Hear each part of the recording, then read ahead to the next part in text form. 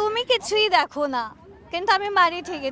Well organised ভাবে করা try করছে। আমি যদি গেমের ভিতরে একটা সিন ক্রিয়েট করে ফেলি, সেটা তো এড়ানো পসিবল হবে না। যে সামনে আসবে তাকেই বোল্ড করে ফেলবো। সিয়ামকে বোল্ড করতে পারলে পরে আল ফিল।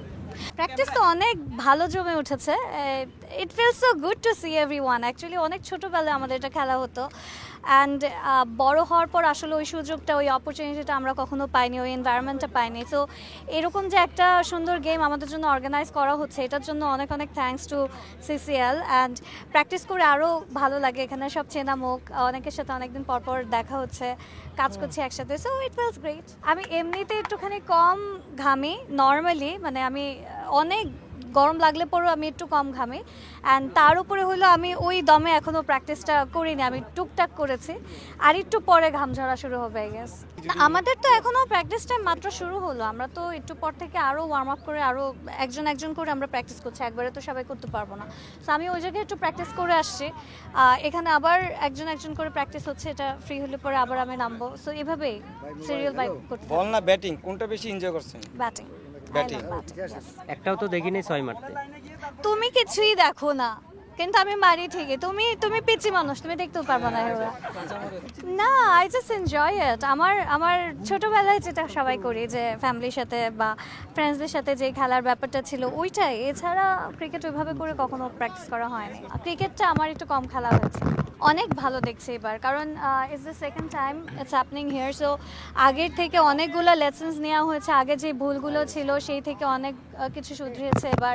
অনেক বেশি ওয়েল অর্গানাইজড ভাবে করা ট্রাই করছে। সো ইয়েস, যেহেতু প্রিভিয়াসলি আমাদের একটা ব্যাড এক্সপিরিয়েন্স কিছুটা হলেও আছে, ওই জিনিসগুলো এবার যেন না হয় এটা আমরা লেভেল বেস ট্রাই করে যাচ্ছি, অর্গানাইজার্সরা ট্রাই করে যাচ্ছে। এড়ানো যায় না কিছু জিনিস অন স্পট।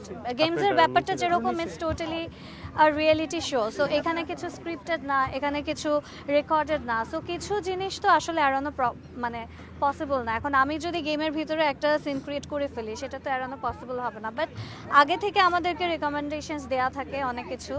সো ওইটুকু যদি আমরা মেনটেন করে সবাই চলতে পারি, I think everything is gonna be fine. আমার তো ইচ্ছা যে সামনে আসবে তাকেই বোল্ড করে ফেলবো, আর যে বল মারবে সেটা দিয়ে 6 মারবো। পার্টিকুলারলি যে কারোরটা ইচ্ছা আছে এরকম নাই এখনো। বাট হ্যাঁ, এখানে তো অনেকেই খেলছে না এখন। এখানে সবচেয়ে বড় নায়ক আছে সিয়াম। সো সিয়ামকে বোল্ড করতে পারলে পরে আল ফিল। বাট আমাদের তো মেয়েদের সাথে ম্যাচ হচ্ছে, সো এটা পারবো না। মেয়েদের ভিতরে অনেকেই ভালো খেলে। আমার বোন আছেন র্যাম্প মডেল তুলিকা এনজে। সো ও হইলো এখন পর্যন্ত বেস্ট প্লেয়ার।